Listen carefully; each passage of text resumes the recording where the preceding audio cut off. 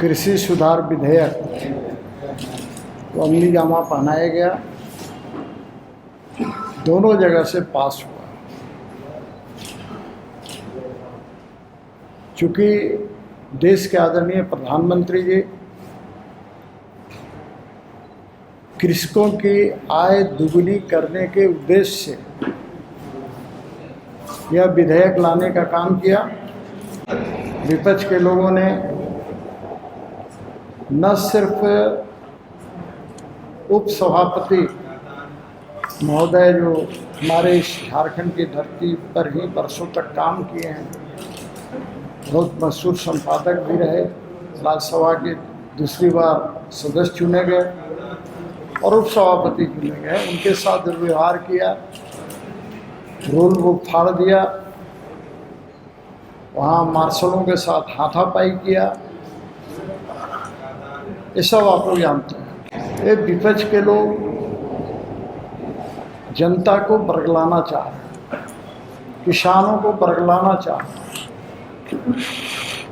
उदाहरण के लिए मैं बता रहा हूँ कि जो कांग्रेस इसकी अगुवाई कर रही है, उसके शासन काल में 9-10 में भारत का कृषि बजट 12,000 करोड़ रुपए का था।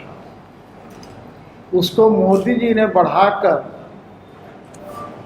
1,34,000 करोड़ रुपया कर दिया। अब जानते हैं कि किसान सम्मान निधि जो उन्होंने घोषणा किया था कि प्रत्येक वैसे किसान जिनके पास बहुत अल्प भूमि है, एक तरह से खेतीहर मजदूर है, उनके खाते में सम्मान निधि के रूप में प्रत्येक वर्ष 6,000 रुपये की राशि 3 किस्तों में जाएगी और अभी तक 92,000 करोड़ रुपए किसानों के खाते में चलेगा। सवाल यह है कि भरमाया क्या जा रहा है? भरमाया ये जा रहा है किसानों को, और कौन भरमा रहे हैं? ये कांग्रेस सहित विपक्षी दल के लोग ही नहीं भरमा रहे हैं, बल्कि बिचौलिए भी भरमा रहे हैं। क्योंकि इससे कहीं ना कहीं बिचौलियों को नुकसान होने जा रहा है। इस विधेयक का मूल उद्देश्य यह है कि किसान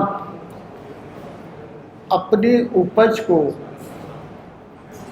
देश के अंदर कहीं भी बेच सकता है।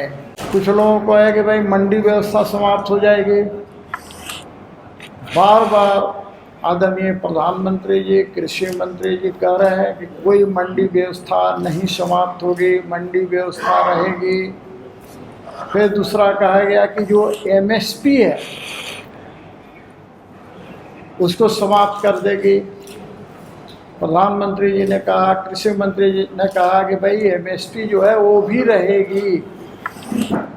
इसके बावजूद जिस प्रकार का वातावरण का निर्माण इस देश के अंदर कांग्रेस सहित विपक्षी दल के लोग कर रहे हैं, निश्चित रूप से यह अशोभनीय है और किसानों के हित में नहीं है। TheFollowUp.in. Like, share, and subscribe. www.thefollowup.in